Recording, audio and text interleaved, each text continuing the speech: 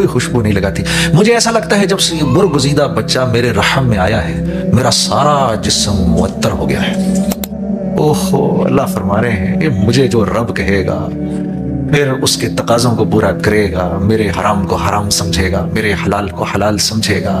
मैं ये म्यूज़िक छोड़ रहा था। मैं जब भी इस वाक़े को याद करता हूँ मुझे ये कुरान की आयत याद आती है। जब इस कुरान की आयत को पढ़ता हूँ वो वाक़या याद आता है।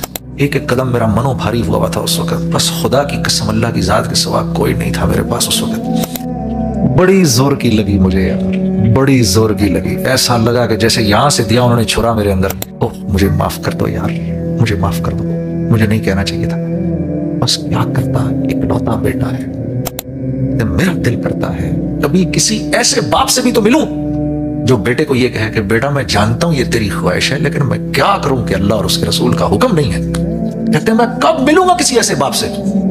अच्छा, वो अब शुरू बिल जन्नतिल्लती कुंतुम तुअदून, चल तुझे लेकर चलें उस जन्नत की तरफ जिसकी बशारतें तू भी दुनिया में लोगों को देता था और तू भी अल्लाह वालों से सुनता था।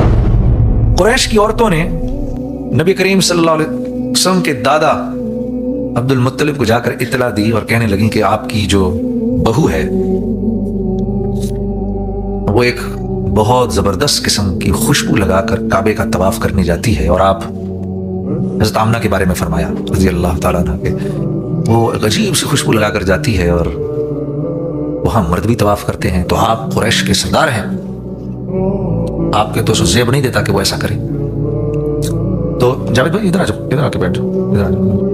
तो आप अरब के सरदार हैं और कुरैश के सरदार हैं, इतने बड़े आदमी, तो बड़ी मायूब सी बात है। तो आपने अपनी बहू को बुलाया आमना से के सामने, ये कुरैश की औरतों की इस बात को रखा कि ये औरतें ऐसी बात करती हैं तेरे बारे में। तो कहने लगी कि अब्बाजान मैं तो कोई खुशबू नहीं लगाती, मैं कोई खुशबू नहीं लगाती। मुझे ऐसा लगता है जब से ये बुरगुज़ीदा बच्चा मेरे रहम में आया है, मेरा सारा जिस्म मुअत्तर हो गया है और मेरे जिस्म से खुशबू आती है। सोचो, माँ के रहम में आए तो माँ का पूरा जिस्म मुअत्तर हो गया। उस नबी की जिंदगी जब हमारी जिंदगियों में आ जाएगी तो हम कितने मुअत्तर हो जाएंगे। हाँ मेरे दोस्तों, ततनज़्ज़लु अलैहिमुल मलाइकतु अल्ला तख़ाफ़ू वला तहज़नू व अबशिरू बिल जन्नतिल्लती कुंतुम तुअदून। सोचो तो सही जरा।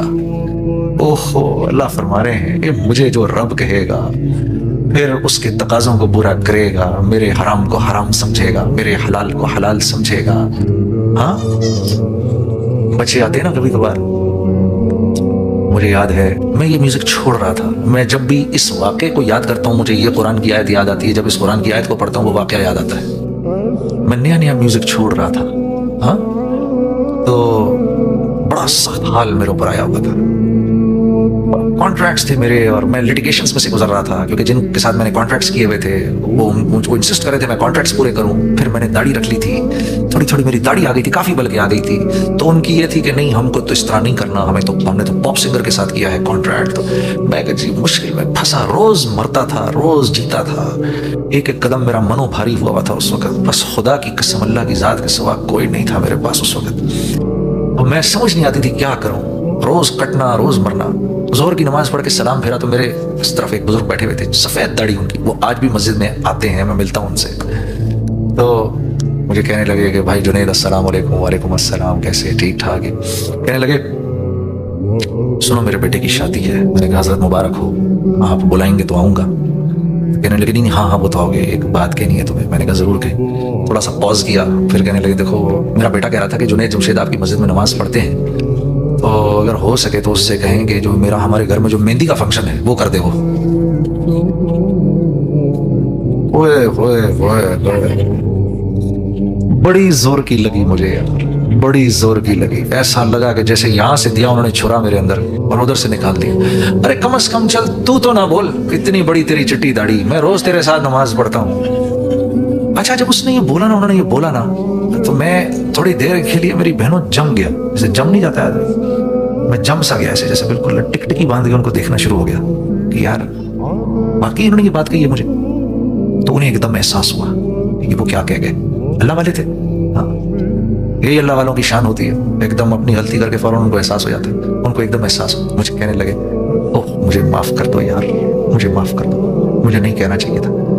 बस क्या करता, इकलौता बेटा है, ये कहा उन्होंने, इकलौता बेटा।